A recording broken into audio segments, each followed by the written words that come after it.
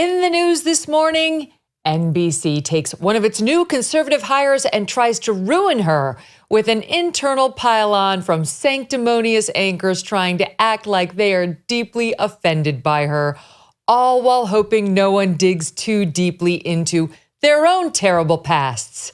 Trigger!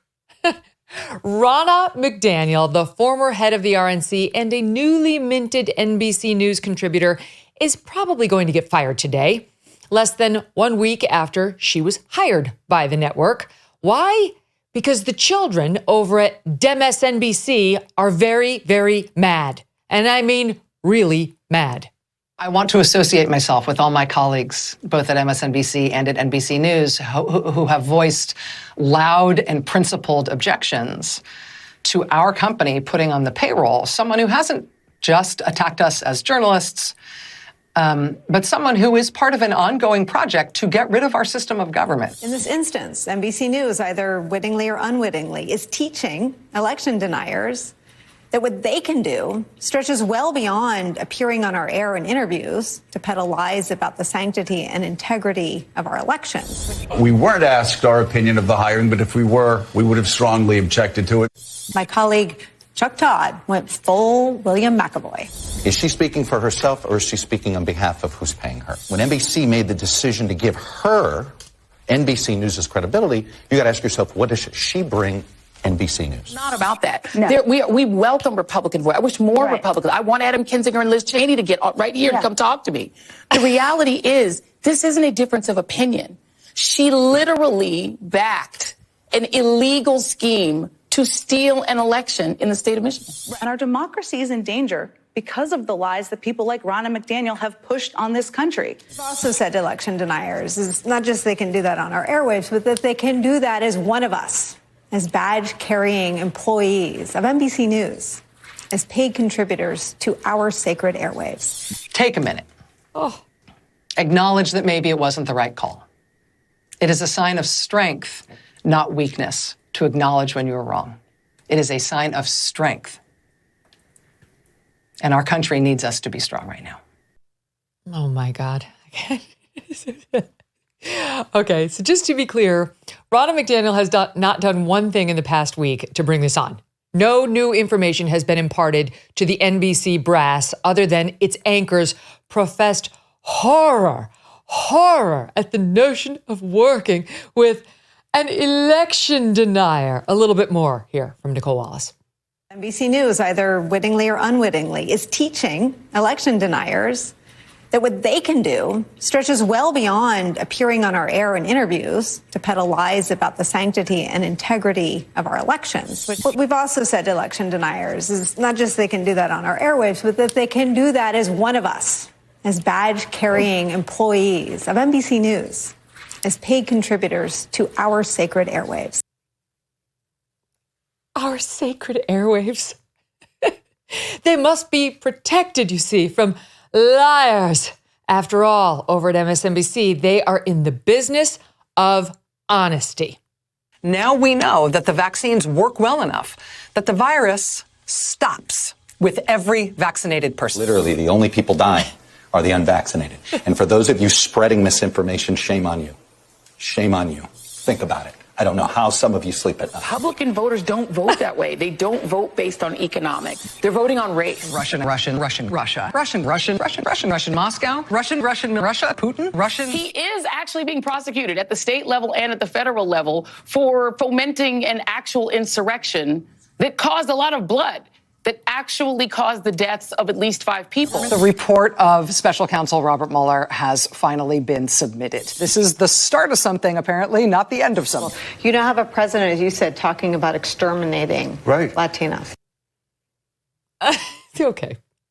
As MSNBC talent spun it yesterday, they could work with a Republican, sure, but not with someone who challenged the results of an election, thereby subverting our democracy.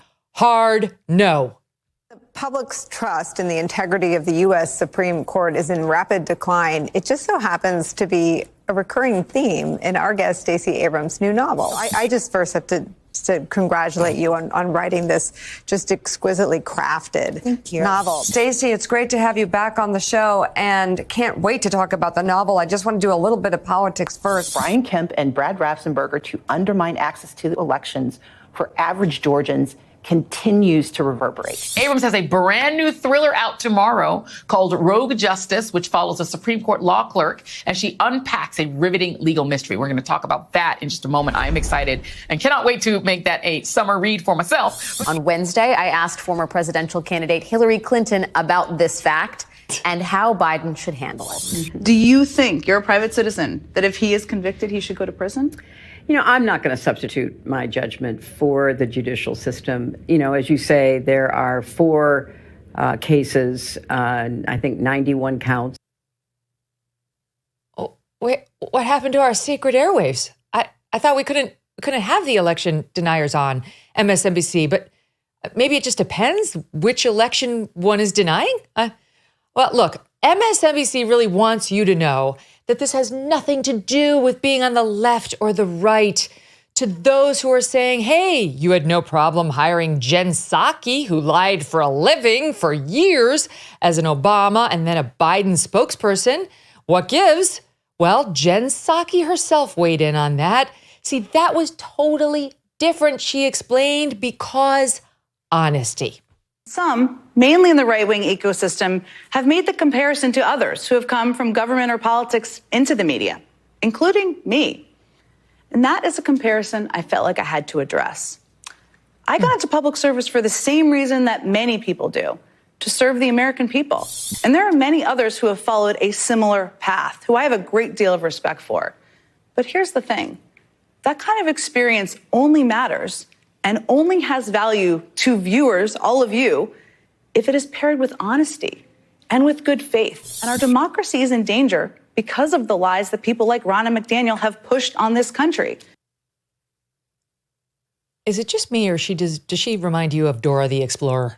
To dance the kitty cat dance, we need to scratch our kitty paws, stomp our feet, and wag our kitty tails. We got the mermaid free! Yay! Just saying. Okay. Anywho, Jen Psaki did not lie, I guess. Okay. She did not lie. That's the difference when she was working for Joe Biden. So she is totally different from an RNC spokesperson or chair. Except for that lie about how the vast majority of illegal immigrants do not intend to stay here, as she told us. Or that one about how no one anticipated that the Taliban would take over Afghanistan as quickly as they did, despite the fact that her boss was caught on tape admitting he knew. Or that time she tried to dismiss the Hunter Biden laptop as Russian disinformation. Or when she blamed rising gas prices on the war in Ukraine, not her boss's inflationary policies, which had been driving them up long before that war. Remember when she accused Ron DeSantis of not encouraging seniors to get vaccinated in Florida? Or that time she said only a tiny number of people who got the vaccine ever got COVID again. I could go on, but honesty. Look, none of that matters, okay? Because according to MSNBC, what's happening here is very dangerous, all right? And so these are dangerous times, and we have to respond accordingly. What's happening here, according to Rachel Maddow, is a long con, you see, all right? It's a long con of a national party, the Republican Party, getting behind a Hitler-esque figure and his claims of a fraudulent election. Because what they're trying to do is lower your defenses against his inevitable claim that he, once returned to office, should be allowed to stay there indefinitely. She laid it all out last night, explaining why Ronna McDaniel is just that dangerous. And in a time like this, it's hard, right? I mean, this is a challenging and worrying time. Republican officials have to figure out whether they're going to stand up for the American system of government or not. Republican politicians, Congress has to decide if it's going to assert its own relevance. They're going to assert their own independence, their own role in the government, and stand up for our system of government or not. Judges and prosecutors have to decide if they're going to be braver than they ever thought they'd have to be in this job. They have to decide whether they're going to stand up to the threats and the violence. I watched 27 minutes of Rachel Maddow last night. I did it for you. I've never done that before.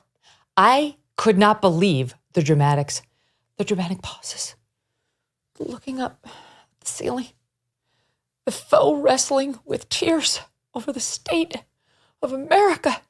You know who she reminded me of? I never could have imagined what my story would entail. To think about what the American dream can do across just one generation, in just one lifetime. It's truly breathtaking.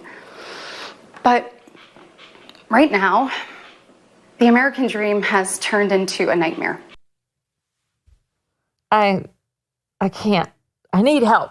I need smart women to remind us all we're out there. We're plentiful. We're everywhere. We are not defined by the Nicolle Wallaces or the Jen Psakis, frankly, the Katie Britts or the Rachel Maddows with their overly dramatic presentations and their faux tears, and they're everywhere.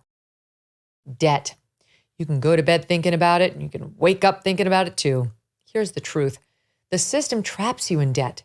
High interest credit cards and loans make it nearly impossible to pay off your debt. And insane inflation keeps you stuck paycheck to paycheck. Done with Debt can be a lifeline for you. Done with Debt has an ingenious new strategy to help erase your debt faster and easier than you ever thought possible. Done with Debt analyzes all the debt options that you qualify for. They know how to reduce bills. They know how to cut interest rates. And their skilled staff of negotiators know how to get debt out of your life permanently, without bankruptcy and without a loan. Done with Debt has experts who can share with you strategies for eliminating debt, but you need to hurry because some debt solutions are time sensitive. Here's how easy they make it. Go to donewithdebt.com. That's donewithdebt.com. Donewithdebt.com.